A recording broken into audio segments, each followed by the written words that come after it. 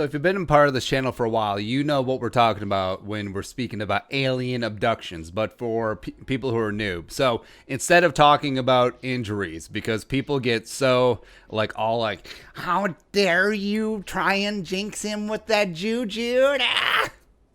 People get creeped out. Anyway, so we subbed in alien abduction because it's the same thing. It takes the player off the field, not talking about injuries, not putting that evil on Ricky Bobby, not doing anything like that, right? So also, as I've gotten older, I think I've gotten more into conspiracy theories. So, I mean, alien abductions could actually happen. Legit. All the probes. Yeah. All right, so here are the top 5 Vikings that the team can absolutely not afford to have abducted by aliens this season if they want any modicum of success. So they need the full-on alien bunker. They need Will Smith and Jeff Goldblum. They need the Starship Troopers. Yeah, we need anything to do to kick these aliens' ass. Oh, we need Joaquin Phoenix from Signs of that baseball bat. Swing away. All right, so Viking number 1 who can't be abducted by aliens. Kirk Cousins.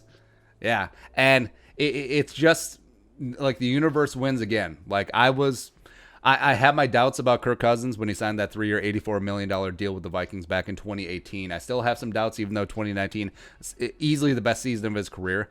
But also now I find myself defending him more and more just because I know what the alternative is. Because the alternative right now on this stupid 90-man rooster is Sean Mannion. And as we said, if the Vikings have to turn to Sean Mannion, that's probably a 4-12 season at best. So Kirk Cousins, he's the guy. And also, yeah, is he overpaid? Sure. Can he have good Kirk, bad Kirk? Yes. But he is the Vikings' best bet.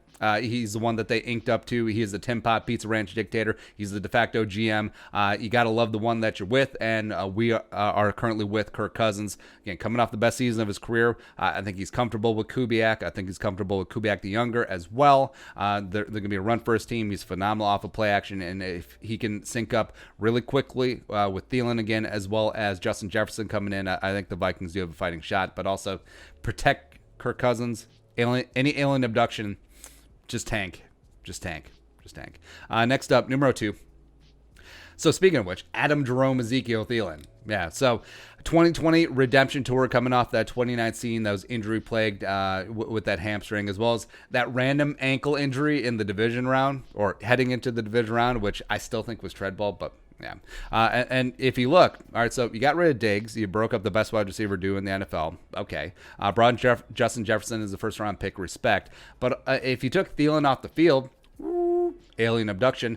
All right, so Jefferson, does he become your 1? Okay. BC Johnson, who I love, but year 2, is he truly a number 1? Is he really an alpha? Is he more of a possession receiver? Probably. Tajay Sharp, who we like as well, never got the time of day in Tennessee. Is he ready to be a number 1? Probably not. And then, so KJ Osborne, okay. Alexander Hollins, UDFA from last year. Sure. Davion Davis, UDFA from last year as well. Okay. So Chad Beebe, is Chad Beebe going to be your number 1? Rough. Yeah, so keep him in the bunker. Like, go full on Area 19 instead of Area 51. Keep Thielen down there. Next up, number 3 Viking that the Vikings cannot afford to have abducted by aliens. DANIELLE, the real deal hunter. Yeah, can't. 14.5 sacks last year. Led the NFL in pressures for edge rushers who didn't get to play Riley Reef twice a season, and he was great. Youngest player to 50 sacks, and like we've mentioned on here ad nauseum. I think the national media jabronis, they absolutely do not appreciate number 99. In fact, maybe some Vikings fans don't appreciate him either. Maybe we're sleeping on this greatness. But if you take Hunter off the field, even though I love Afadio Denebo, I do believe long-term in DJ Wanham and James Lynch and Anthony Zettel can bring some stank as well. If you take 99 off the field, it gets rough. It gets rough right away. Like, what happens? You find out that the men in black show up and they'd be like, hey, number 99's been taken by the aliens. He gone. What do you do? Resign Everson if he's still on the market? Hopefully. Throw everything at Clowney? Maybe. I don't want to live in that scenario, but should bring back Everson either way. Next up, number 4 Viking that should not be abducted by aliens. Eric Kendricks, numero 54. Best off-ball linebacker in the NFL. Just absolutely instrumental in coverage. It just clicked last year. He turned in one of the best seasons for a Vikings linebacker ever, as well as he's phenomenal in the run game. And the Vikings working to shore up some of that run defense. I think Michael Pierce is going to be a big deal in that respect. He's going to absorb multiple bodies, take up multiple gaps. So 54 is going to have the freedom to operate back there. Just absolute leader on the field. De facto leader. Doesn't have the full-on C, but a guy who leads by example, a guy who does his job to the best of his abilities in the middle of that defense. He is the heart and soul. He is the heartbeat. And if he's off the field, what do? Probably Wilson. Actually, I think Wilson do pretty damn good, but he's not Eric Kendricks. He's not Eric Kendricks. I think that the Vikings had great foresight extending him to the big deal, the 5-year, $50 million deal when they did. Because now, he's done a contract for 3 or 4 more years. It's a massive value. It's a massive value for the best inside linebacker in the game. Lastly, number 5 Viking who cannot be abducted by aliens, Harrison Smith. So, as we said before, Harrison does not get the time of day with the national media jabroni haircuts, and he never will, unfortunately. I think that will cost him a shot at Canton, but whatever. As long as Vikings fans, we understand the value of 22, as long as Mike Zimmer sees it as well. Absolutely. He is the most versatile piece on the defense. He is the queen of the chessboard.